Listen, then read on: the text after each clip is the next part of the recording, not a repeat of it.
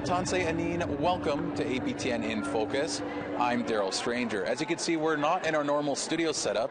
That's because this week we're taking a look at Indigenous tourism, and we're at the 2023 International Indigenous Tourism Conference here in Winnipeg at the RBC Convention Centre. Now, we've got a jam-packed show for you today. We're talking with lots of people about Indigenous tourism.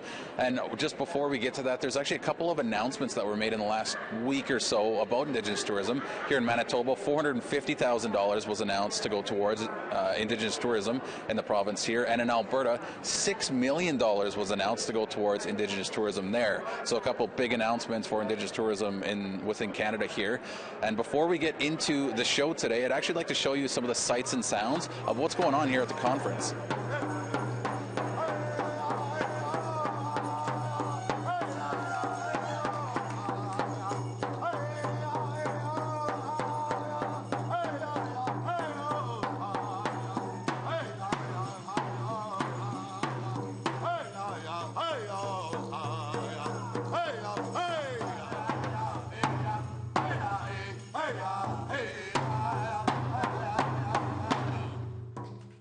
Our first guest this afternoon, joining us from the International Indigenous Tourism Conference, is Keith Henry. You are the president of the Indigenous Tourism Association of Canada, right? Did I get that right? That's correct. You got it right. Yeah, you got Perfect. It right. Yeah. So, I mean, we're here at this big conference. There's a lot going on, a lot of beautiful things that are happening.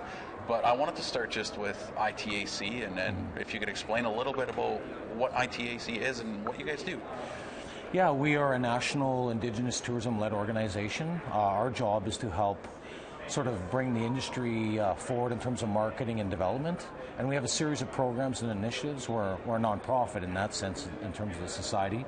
We have a national board, one Indigenous tourism representative from every province and territory. And we represent about 1,900 Indigenous-owned tourism businesses in the country. Wow, so a lot going on then. It's a very busy organization.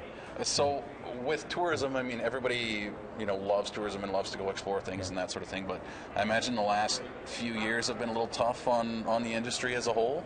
Yeah, the pandemic challenges were significant for Indigenous tourism. It's a tale of two worlds, because in 2019 we had a record-breaking year for sales and all that sort of thing across the country. We do a lot of research on and insights into that. So we're worth just about $2 billion in 2019. And then COVID hit us all, and Indigenous tourism was the hardest of the hard hit. Tourism was hit hard. We were the hardest of the hard hit, our businesses, and we lost significant revenues, for the last 3 years. The good news is it's rebounding really fast. We were able to stabilize the 1,900 businesses, and we're trying to get back to that 2019 level. We're not quite there yet, but the demand and the operations are getting back up to steam really fast. Well, you touched on the next thing I wanted to bring up, and that's how is everything bouncing back? It seems to be going well, but what are some of the things that you guys are doing to try and get back to those levels in 2019? Yeah, so we do there are challenges. One is labor. You might have seen the conference, so we're starting to do new sort of public relations campaign, because we lost a lot of our own Indigenous workforce. We had 39,000 people working in those 1,900 businesses in 2019. It dropped almost to less than 5,000 almost overnight, and so we've been trying to rebound back. So we're about 70 to 75% back. Unfortunately, we have lost some people forever to other sectors. So we're doing a lot of public relations. We've got a strategy trying to implement with our Indigenous provincial territorial partners to really ramp up the positive work that Indigenous tourism does for communities and entrepreneurs. So that's a big part of it. The other part is just making sure we create more sales. So we have very significant marketing packages with partners like Destination Canada, Travel Manitoba here in Manitoba. So we're doing a lot of domestic and international marketing work to really bring back those paying customers. Well, and I imagine a conference like this is a big part of trying to get all that back to normal, right? So how important is this conference and for it to be back again? This conference signals is very important, extremely. This is our 10th conference. Pre-pandemic, we were at 9. In 2019, we had a great one in Kelowna. And we're trying to make Canada the world leader in Indigenous tourism. So part of that is this conference. And we're trying to bring the world to see what we do here in terms of marketing and development for the businesses and all that sort of stuff. But this conference is tremendously important because it feels like we're back It feels like we're really back. And so we've launched this vision of where we want to be by 2030, and we want to be truly the best in the world, which means we got to get to $6 billion in the next 7 years. So we got to triple from where we were in 2019. So we know the demand is there. We got to line up the marketing and the new businesses and development at the same time. Well, it's here on Treaty 1 territory in the homeland of the Red River Métis, and just how significant of an aspect is that, just given how significant this area is for something like tourism? Well, we feel it's extremely significant. That's exactly why this location was, one of the reasons this location was chosen. I mean, Winnipeg has a tremendously rich history and culture. I myself, my historic roots are in St. Boniface. So this was important for, like, most of our team at ITAC is Indigenous, most of us are either First Nation or Métis. We understand how important this industry is to our own families, our careers, the work we've done, and we see it happening in communities. So when we can come to Winnipeg and we can come to Manitoba at the center of Canada and just sort of bring everyone together to such a historically important location, and let's face it, the consumers don't, like, if I go away from the conference delegates, Canadians and the world may not realize this is such a tremendously important Indigenous destination. So what we're trying to do is help bring that story to life. That's what Indigenous tourism does. Every inch of this country is Indigenous lands. How do we help people understand location and history in a good way, in a healthy way, in a way that teaches them and they can explore and do something great? Well, sort of on that same note as well, is what's some of the things that ITAC is doing to sort of bring awareness to all of the wonderful things that so many communities and cultures have to offer? Well, we do a lot of sort of marketing pieces, if you will. So we bring businesses with us to trade shows. So some Manitoba businesses, we bring partners to places like Feast Cafe. We had a great meal the other night at Feast Cafe. It's a great place, great Indigenous restaurant. If you look in the airport here today, there's some assets there, or we call them assets, or videos at the carousels, and we're trying to help everyone navigate their way to where can they actually purchase the Indigenous experiences. That's a big challenge for us. And so we've got a national platform called destinationindigenous.ca where we feature these truly market and export-ready Indigenous-owned and operated businesses. So we're trying to give people the tools to know how to purchase and make it simple for people to buy. And before we let you go, are you able to share maybe some initiatives or any goals that ITAC might have, or if any? Yeah, no, we do. By 2030, we're going to triple the industry. So we're going to go from 1,900 businesses. Today we still have 1,900 businesses. We want to be at least at 2,800 businesses by 2030. We want to go from 39,000 employees to 60,000 in the sector. And we want to continue to get GDP from 1.9 billion in sort of direct sales revenues to 6 billion by 2030. So we need 900 or 800 more businesses. We need 21,000 more staff, and that will result in more revenues. And that's Indigenous owned and operated, putting money back into communities and into Indigenous entrepreneur families. And I think it's an amazing goal to be a part of. And how confident are you that you guys can reach that goal? I'm very confident in the sense that the consumer demand is there. So from our partners at Destination Canada and the research, we see the tourism industry coming back strongly. The industry itself predicts it'll be at about 140 billion by 2030. We were 2% in 2019. So even if we just watch the industry grow as it did pre-pandemic, we'll be at least about $2.9 to $3 billion. But we believe with the right investments, what we've got in our strategy we've been rolling out through this conference, in 7 years, we believe we can be at $6 billion. The demand is there. The challenge is, can we create the marketing and operational sales structures to make sure that Canadians in the world know how to purchase it more effectively? Well, it certainly sounds like a great goal to work towards. Keith, we certainly appreciate the time. Thanks so much for joining us here. Yeah, thanks for having me.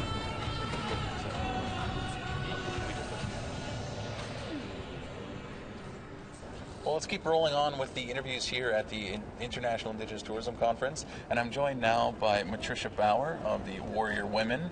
Patricia, thank you so much for being here. Yeah, you're very welcome. So, can you explain a little bit about, before we get into tourism and then that sort of thing, of Warrior Women and kind of what you do and then what Warrior Women do? Well, Warrior Women is a collective in Jasper, Alberta, and we provide Indigenous tourism experiences. I drum and sing myself. I do plant walks, fireside chats, and then I have about 3 other employees that work with me. One who's a jingle dancer and is also Cree. I have one woman who does plant walks, and she's a Sequepim. And I also work with one woman who does plant walks. She's also an educator, works in the school system, and she's Blackfoot. Oh wow! Yeah. So a lot of stuff going on. It seems like so. Yeah, we're trying to keep busy. So where did this whole sort of idea maybe start for Warrior Women? So I was always doing Warrior Women for about 20 years, but it was mostly in the education system. And then I moved to Jasper, which of course gets 2 million visitors a year. And so it was a natural transition to move into tourism. And so I basically changed my focus from education over into tourism offerings. Okay. Yeah. And what's the reaction been since you've been doing it? Obviously, I imagine just nothing but great things to say. But what are people saying when they visit you and experience some of this? Yeah. Well, I've been doing tourism for about 10 years, so it's definitely been a large evolution. It started off with just probably a couple of weekly tours with the Australian Pacific Tour Group, and now we service 4 or 5 large travel trade. We also work with partners like Jasper Tourism, Jasper Chamber of Commerce, Parks Canada, Destination Canada, Travel Alberta, Indigenous Tourism of Alberta, and of course Indigenous Tourism of Canada. So what's something like this mean to something like what you do? Like this conference is massive. It's got people from all around the world, and everybody's working towards the same goal. So what's something like this mean for people like yourself and for women like you who are in the tourism sector? Yeah. Well, there's not a whole lot of Indigenous people that live in Jasper. So for me, I'm at the largest Indigenous tourism conference in all of Canada, and so it's 1,100 industry partners. It's 1,100 Indigenous businesses, and so there's a lot of collaboration that goes on. There's a lot of sometimes it's sort of like a soft touch where you're just touching base with other people. Right. Sometimes it's a bit like a family reunion, and other times it's like a powwow. So there's all sorts of things that we're hitting here, but obviously anytime you get 1,100 mostly Indigenous people together, you're going to have a lot of fun. You're going to have food, you're going to have music, and you're going to have collaboration. So when you're doing some of your work, is there something that you're hoping people may take away after their experience? Like, is there a goal in mind when people are coming in? Yeah, so the goal in my business is to always align with my cultural heritage and my practice. So I always hope that people go away. Normally I only have a tourist experience for maybe an hour, 2 hours to half a day. So you're not going to change somebody's entire world. But I do want to scratch the surface so that people are more aware of the culture that I come from, how beautiful it is, how much meaning it has. And I want them to go away and allow themselves to be more interested. And also maybe to find a little bit of truth so that they can work towards their own reconciliation efforts. Right. And you mentioned that it's sort of evolved over the last 10 years or so. Yeah. Are you able to maybe give us some examples of how it's evolved? Well, the evolution has come in lots of different ways. It's come in the way that Canadians and tourism in general views Indigenous people, especially with truth and reconciliation and different historical things that have happened in the past 10 years. It comes with an evolution of my business, which has grown from a single person offering to like an incorporated business with employees. And then it's also the actual Indigenous tourism has evolved. And so this type of gathering, even from 3 years ago, has doubled. So the last one was in Kelowna. There was 500 people. This one is, here, and there's 1,100 people. So, I mean, that's huge to be able to double the efforts and how many people are providing services. And also, my business has gone through what's called an accreditation. So with Indigenous Tourism of Canada, they've set the bar really high, and in order to get that accreditation, you have to be able to prove as a business that you have a website, that you have a booking system, that you work with travel trade, and that you're market and export ready. So how significant is that you are accredited now as well? Well, it's huge because I can work with different partners like Indigo. I can work with partners like John View. I can work with Destination Canada.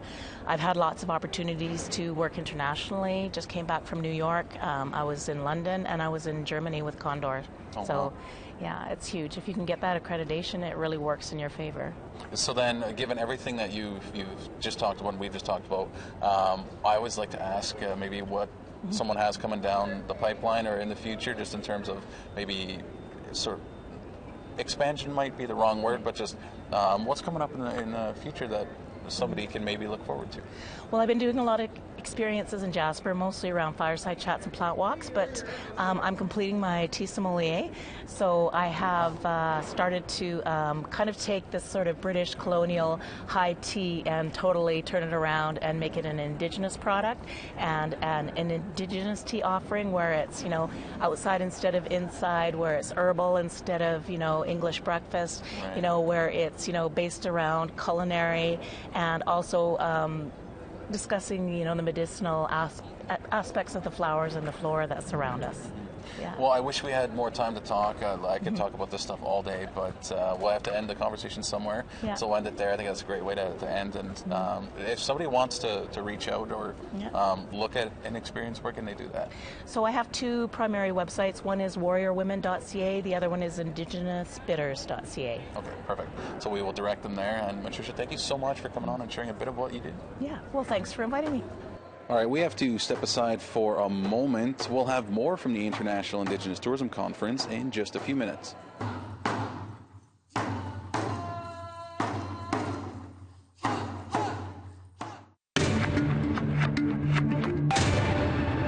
Welcome back to APTN in Focus. Let's go right to our next guest now, and I'm joined by Juanita Marwa. I hope I'm saying that right. That's and correct. You are with the Métis Crossing, right? I am, yes. So what is Métis Crossing? Métis Crossing is Canada's first major Métis cultural destination. We exist in Alberta, about an hour and a half northeast of Edmonton, and we sit on 688 acres of land. Oh, wow. So we have lots of land-based activities that go on there. But in the last 5 years, we've also added an 11,000 square foot cultural gathering center, a 40-room boutique lodge.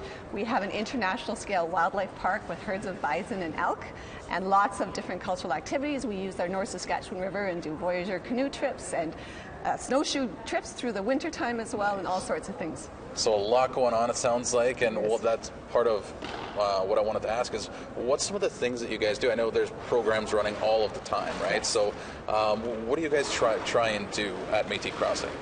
Our main goal at Métis Crossing is to share and to celebrate the Métis culture with all people, and we do that by talking about our past, our present, and our future. So we try to do all things Métis. So we do different programs like our wildlife park. We bring people through and we talk about the relevance and the importance of bison to who we are as a nation of people. So we talk about our buffalo hunt, we talk about the Buffalo Council. From there we'll do a Trails of the Trap Line, which is a winter experience, and we take you out with our elders and we go looking along trap lines and what are the signs of animals we would have looked for.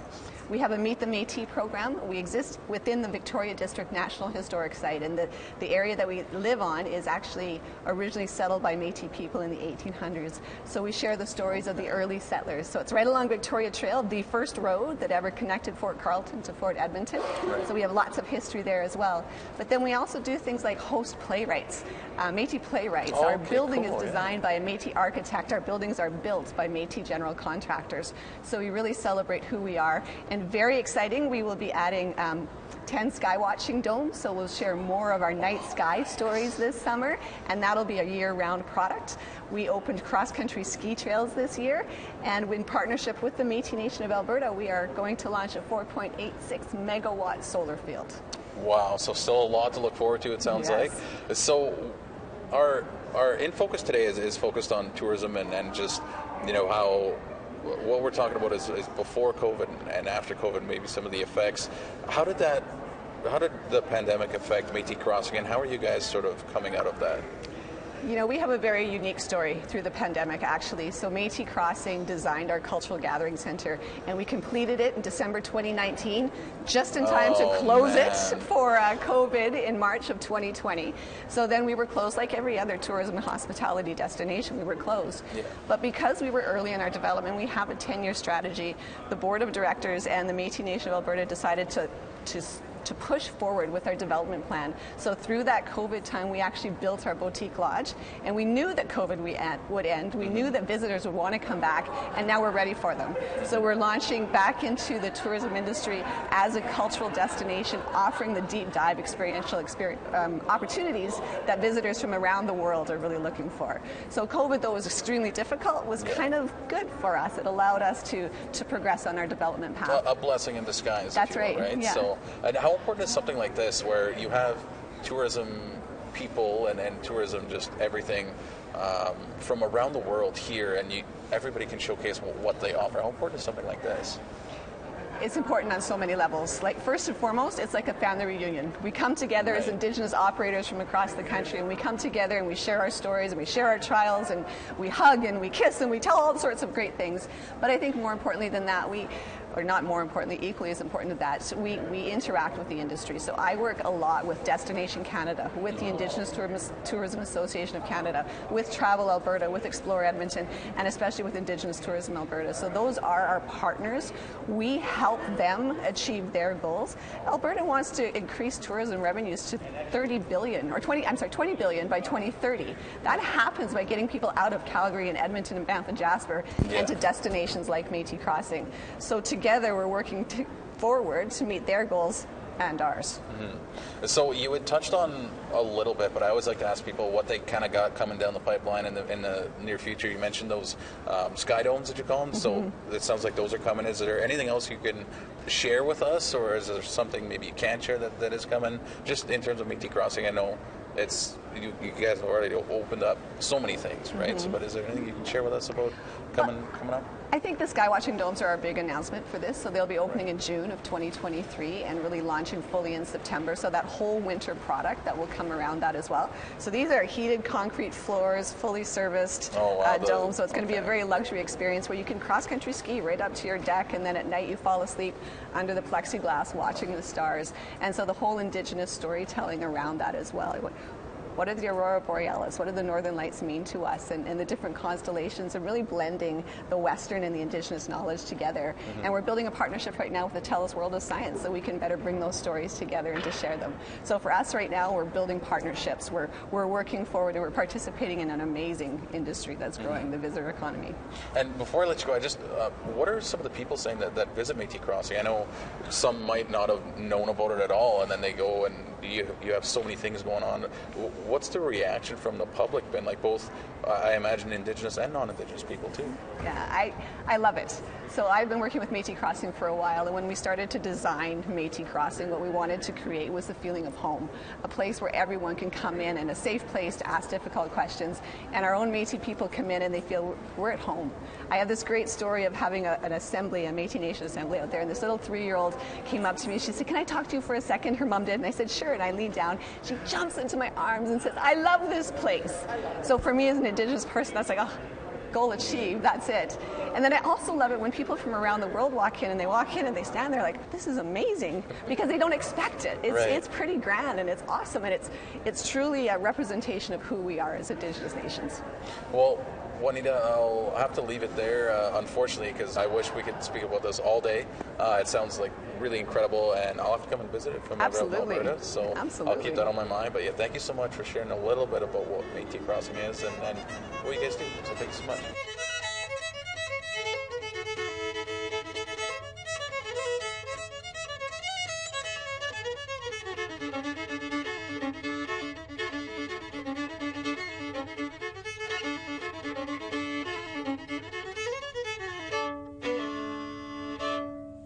Our next guest joining me here from the conference is David Daly. And David, you hold many roles. You're with the Indigenous Tourism Manitoba, Indigenous Tourism Association of Canada, and you also have your own business, right? So we'll start with maybe your business, and can you explain what it is that you do?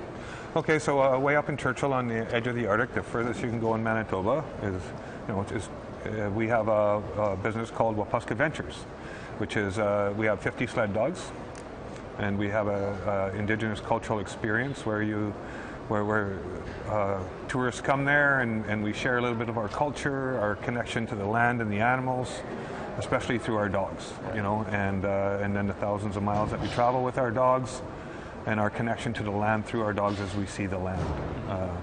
And they get the chance to go on an I-Did-A-Mile dog sled ride, and that's our brand, the I-Did-A-Mile. Right. And then you know, we have a storefront in town, and we have T-shirts and stuff like that. But it's a very popular excursion in Churchill. When the tour companies bring their customers to Churchill, they make sure that every one of them comes to see us at our camp. And then we also do Aurora touring at night. So right now we're in the midst of the Aurora season, and we've got customers from all around the world coming. And we also do e-bike rentals, which my daughter does in the summer, and tours doing that as well.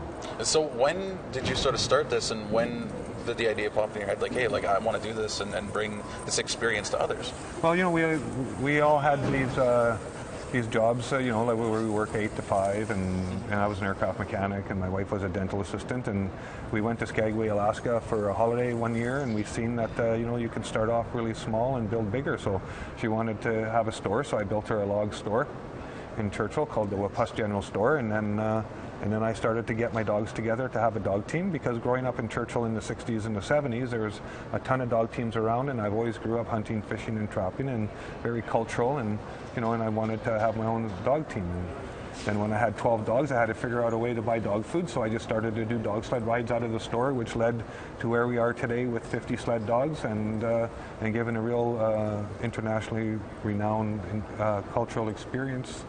You know, we've won the Indigenous Tourism Award for the province twice, and the Eco-Tourism Awards and stuff like that, where, you know, we have a really good product. So, in terms of numbers, I don't know if you have numbers off the top of your head, but what sort of does the season look like for you with all of this?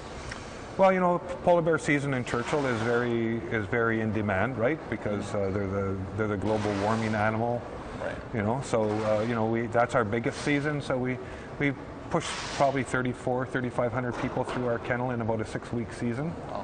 And then in the Aurora season, which is now, we'll probably do 1,000 people through our company through that. And then in the summertime, when our beluga whales are in the estuary, and the great history that this province has with when they built the Fort Prince of Wales and York factory in 271 years of the fur trade. Yeah. You know, we have a lot to offer there too, so we have people from all around the world coming in the summer to see us too, and we do kennel tours. We have wheeled carts that we take customers out on when it's cool enough. Of course, right, it's too hot at times for the sled dogs, but we still get to share our culture and the land around Churchill. Right. Well, how important is that aspect of sharing, you know, the knowledge that you know and your culture and just the whole experience of what the area and has to bring, really? Well, you know, that's the thing now, probably about, from the stats, 75% of travelers want to get an Indigenous tourism experience. And that's one thing that we're trying to build within our province, is have enough product that we can offer that from Winnipeg all the way to Churchill.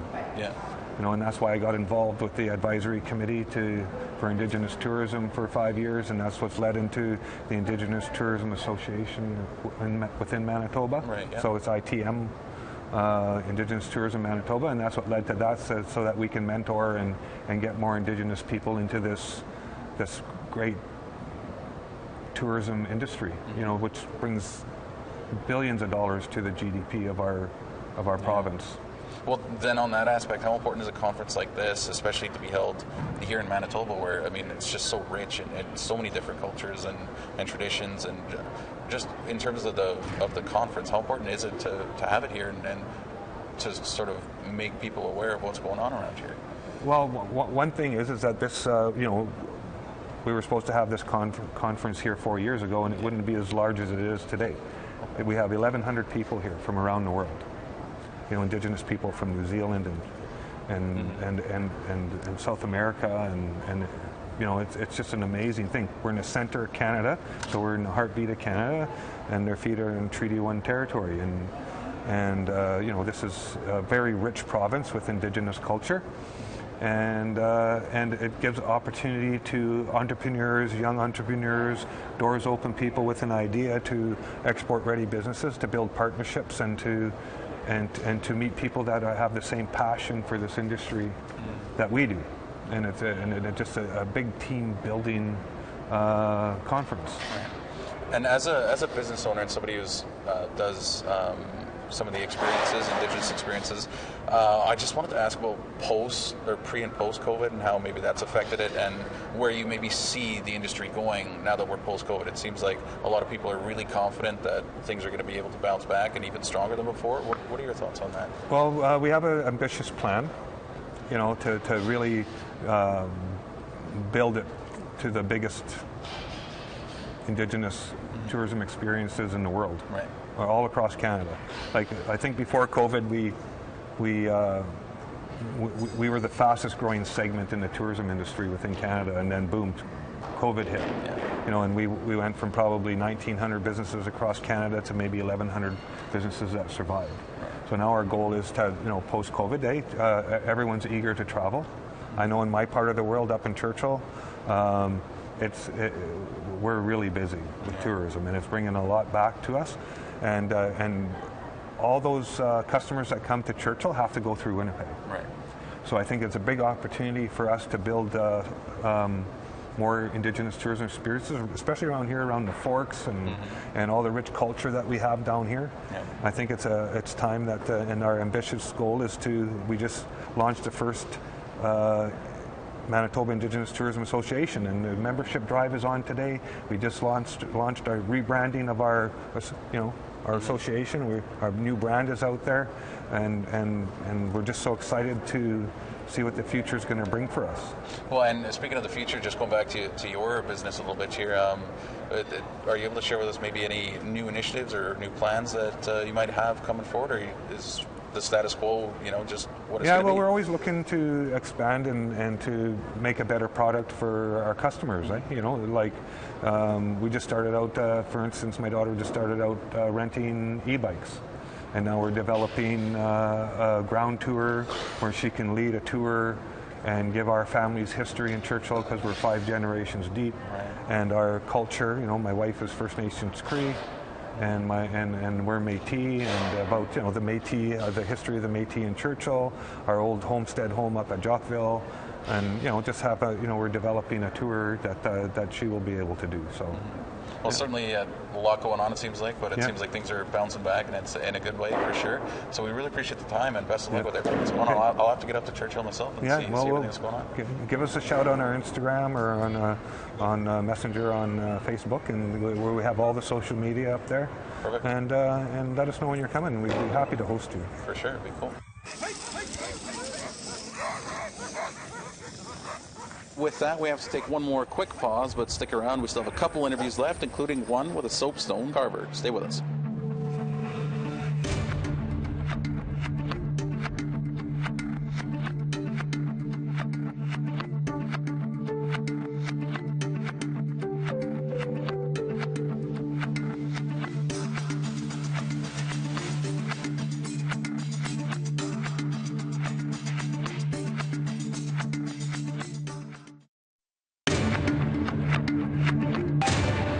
Welcome back to APTN InFocus. Let's get right to our next guest, and I'm joined by Andrew McDonald of the Wanuskewin Heritage Park. Yeah. I hope I'm getting that right. Yeah. So Andrew, welcome. Thank you so much for being here. Thank you for having me. I appreciate this. So for those, let's just start simple, and for those who might not know what Wanuskewin is, can you sort of explain what is Wanuskewin and the Heritage Park? Yeah, so Wanuskewin is a National Heritage Site located just about 5 minutes outside of Saskatoon, Saskatchewan. So this site has been a gathering place for every nation located on the Northern Plains, all coming to this central location for hunting and for trade and for ceremony as well. So this has been a gathering place naturally for many, many, many millennia. this is now our job inside the building, is to tell those stories through performing arts, through culinary arts, through visual arts, and the programming that we offer really gives people a chance to understand, have these immersive cultural experiences at the park, and yeah, we're really proud of the experiences that we offer to guests when they come. So in doing research and just knowing a little bit about the park, I want to make sure I get this right. So it's the longest running active dig site or archaeological dig site in Canadian history. Is that right? Yeah. Talk about that a little bit. So more than 40 years ago, archaeological digging has happened at the park. This was done with the blessing of our Elders Advisory Council. So back in the early days, the foundation of the park, there was an Elders Council made up of representatives, elders from each of those different nations that, again, would have gathered here. Mm-hmm. So the beauty of this is that we want to be able to illustrate that and animate that to guests when they come, to let guests know that the differences in language, the differences in traditions and histories, and really illustrate that, give people a chance to better understand.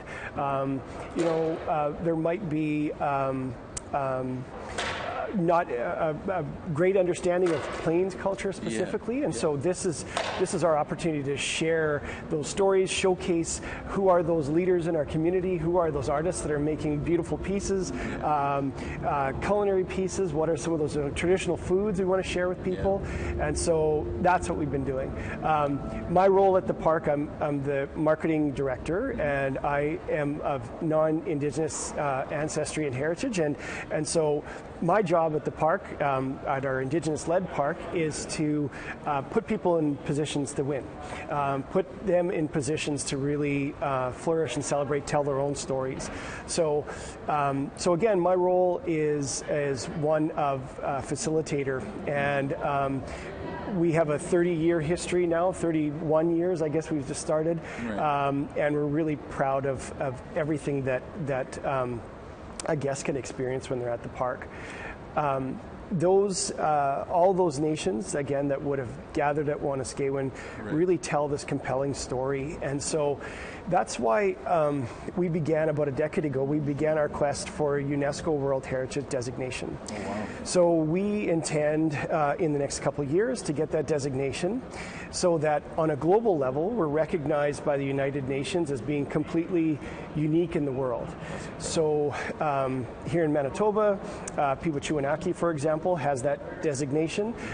There's many, around the country. There's 20 around the country, and we hope to be the next designated site, giving guests, again, a really defined and specific experience that is unique to the Plains. Yeah, well, you're kind of touching on my next point, and it's a fairly simple question, in that why is Wanuskewin so important? It's both for Indigenous people, but also non-Indigenous people to maybe learn a bit about what's going on. Yeah, that the original group of elders working on this idea of Wanuskewin, creating this site, the hope for this place is that this is an opportunity for Indigenous youth to come to learn about their true history, to learn about history, about traditions and protocols, create pride in self, to see these wonderful examples of art and expression, language as well, and for non-Indigenous youth, this is an opportunity to grow awareness and grow appreciation. And so this is a really wonderful place, I think, for people to ask questions and to, in some cases, reconnect with culture maybe that they have been forcibly disconnected from. This is an opportunity to reconnect and better understand. And so through all the programming that we offer there at the park, that's what we intend on doing is this is culture, yes, but this is cultural education and understanding. So I know the age that I am, I'm 45 years old. The opportunities I had in education to learn about Plains culture, to learn, the history of where I'm from, I didn't have a lot of those opportunities. It wasn't taught in school. And again, for 30 years, Wanuskewin has been doing this. Proud to say that my kids now are having a much more holistic educational experience, and they are really a lot more worldly and aware. So it's, I think we play a really important role for that reason. No, absolutely. Yeah. That's great to hear. Of all the kids, and especially that go there and are learning everything. Yeah. And before I let you go, are you able to share with us a little bit of maybe what's coming up, any sort of programs or workshops? I know you guys are doing stuff all the time, but maybe in the next little bit too. Well, yeah, the park is open year-round. So we have, of course, seasonal programming. So, for example, if you wanted to come and see a dance presentation, we have daily dance presentations that happen, different dance styles that are featured. We have guided walks. You can go through the Opimahal Valley and learn about the medicines that grow there, learn about the animals. We also have overnight experiences too. So if you wanted to spend the night in a teepee and taste traditional foods like bison or wild rice, those experiences are available. And then in the winter months, of course, we get into a kind of workshop season where we're learning about beading and learning about making mitts or moccasins, things like that. So we really want this to be stay true to the principles of the park, but give people like this kind of changing options seasonally for them to come and enjoy the park in a lot of different ways. Right. Well, all that sounds super cool. I wish we had more time to talk. I could talk about this kind of stuff all day, but thank you so much for coming on and sharing a bit of what you do and then what the park is. So thank you.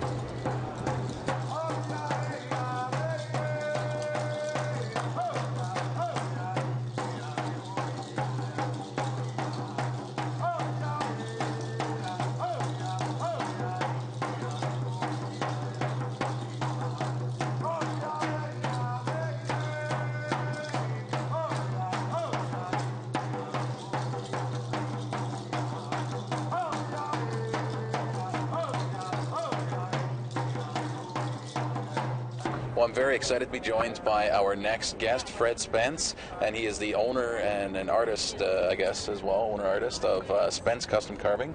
So, Fred, it's a real pleasure to chat with you, and it is great for you to be here. Yeah, thanks. Yeah. So, I guess, can you tell us about your work and sort of how you maybe got started? Maybe we'll start with how you got started with carving. So, I like the fact that I'm quite open. And so I'm a recovering addict. That's a big part of art therapy for me. So I came across soapstone carving probably within the year that I decided to find myself again, reclaim my life. But soapstone carving was that thing that really gave me a bit of an identity again. And there was this moment when I made my first piece, and I was just so full of joy. And so shortly after that, I decided that I wanted to share that. And so I started volunteering at Slow Mission, doing workshops 3 hours every week. And so that's where the workshops originated, was just wanting to share this wonderful art form that has brought me so much fulfillment. Well, so let's talk about those workshops. So you're sort of just getting into them a little more mainstream, right? So can you talk about that and maybe why you're wanting to make them more mainstream? And again, it just goes back to bringing joy to somebody. And each time, I'm always humbled by each workshop that a participant says what a great time they had, and they're so happy with what they make, and that fills me with joy. And so that's it. But also I add a cultural experience because I'm slowly reclaiming my identity, right? That is not uncommon that was lost and taken from us. So I've been slowly reclaiming that, and it makes me happy to be able to share that and bring people together. And so that's always a nice aspect of it. Well, so we're here at the International Indigenous Tourism Conference, and something like this, I mean, there's so many people here, and I imagine just off camera we had chatted with so many people that have just attended one of your workshops. And what does something like this mean for a business like yours? Yeah, so again, the workshops have only started kind of picking up more speed, but I haven't really tapped into the tourism market quite yet. But just being here, doing these workshops, meeting everyone from all over Canada and even North America, you're making these connections, and especially after workshop, the consensus is, I want this workshop for my company. I want this workshop. Come to Prince Albert. Come to Nova Scotia. Come to BC. And I never really imagined that being possible for me. I just, the workshops really came from a place of love from my heart, right? So this idea that, oh wow, I could travel and I could make these connections and really share this experience much further than I initially had planned. So that's what this means, and you could feel the excitement for Indigenous-led businesses, and I think that's huge. That's important. Yeah. So then, with what you had just talked about, I mean, what's sort of your next maybe steps here? Is it going to some of these places and offering these workshops? Like, are you able to share maybe what you're looking at in the future with your work? So actually, I love this. This is something that's a big end goal for me, a dream, because the workshops started here in Winnipeg, and they started with working with Salome, volunteering. Right. I would love to eventually own a gallery here in Winnipeg and have a workshop attached to it that allows people to come in and utilize that workshop, create art in a safe space, and also sell their art in a safe space, either in the gallery or online. Right. And it would be open to nonprofits, any organizations that want to come and utilize it, as well as the private workshops. Okay. And I do also see myself traveling potentially internationally, worldwide, to offer workshops as well. Yeah, so I'm really dreaming big now. Well, it's good. It's always good to dream big, and just with that, if you're able to do that, and I know you want to do that, how important of an aspect would it be to share, your culture? You said you're reclaiming it as much as you're also showcasing it, right? So how important of an aspect would it be to share the knowledge and your work with parts of the world that might have no idea? Yeah, I think that's huge. Even when I moved from Peguis First Nation here to Winnipeg, and I was working construction and then eventually as an electrician, a good word would be the ignorance. People are naive, and they take stereotypes, and so sharing that, exposing it, worldwide potentially I think is huge. In terms of kind of breaking down those walls and those stereotypes that people do hold on to. And I can't let you go, and we can't end this interview without me asking about your carvings, and then do you have maybe a favorite carving that you have that you wouldn't let go, or? Yeah, there's a few, and I tend to hold on to them, but I have some artist friends that say that if you love it, the price is going to be double. Right. So if somebody does come along and they want to buy it, the price is going to be a little bit higher. But I kind of tucked them away for now. Right. I really love this teepee smudge bowl. Yeah, you were showing that to me. I love that. Yeah, and there's a video on my Instagram of it actually working my first one that I made.